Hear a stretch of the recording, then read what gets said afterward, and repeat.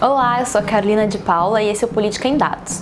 Hoje a gente vai falar um pouquinho sobre o Ministério da Economia e o descompromisso com a transparência de dados.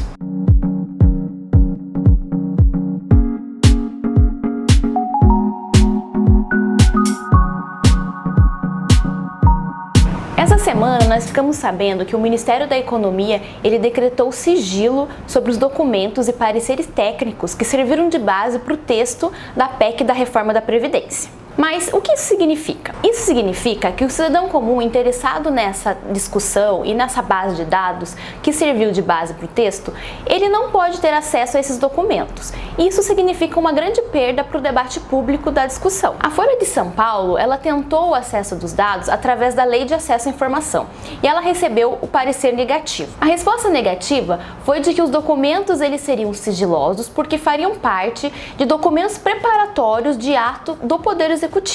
Bem, isso na verdade é uma meia-verdade, porque o texto já foi para o Legislativo em fevereiro. Então agora seria o momento em que a discussão começaria tanto no Congresso quanto na sociedade. O problema dessa atitude é que a gente não tem os dados dos cálculos para cada um dos pontos do texto da PEC. Então a gente não sabe ao certo se a economia que o governo promete de 1 trilhão até 10 anos é realmente real. Quando o ministro Paulo Guedes foi na Comissão de Constituição e Justiça no início do mês, a gente viu que o forte do ministério não é realmente a transparência e o diálogo. Ele ofereceu poucos detalhes sobre os cálculos e dados que serviram de base para a proposta e também ficou muito irritado na primeira provocação, saindo mais cedo, o que prejudicou bastante o entendimento tanto por parte dos congressistas quanto por parte da sociedade. Interessante a gente reparar que esse não é um fato isolado. Teve um outro episódio que não teve uma repercussão tão grande na imprensa, talvez pelo tema, que não é tão falado quanto a questão da reforma, que é o censo demográfico de 2020. O ministro da Economia, o Paulo Guedes, declarou que o censo de 2020, que é realizado pelo IBGE, precisará ser diminuído, tanto do seu número de perguntas quanto do seu custo.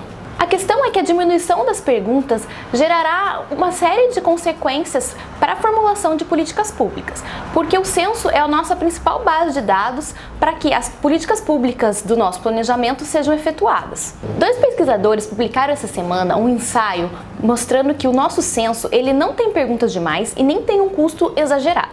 Quando a gente olha esse tipo de questão, é importante a gente colocar também o critério comparativo, porque a gente não sabe às vezes o que é muito, o que é pouco.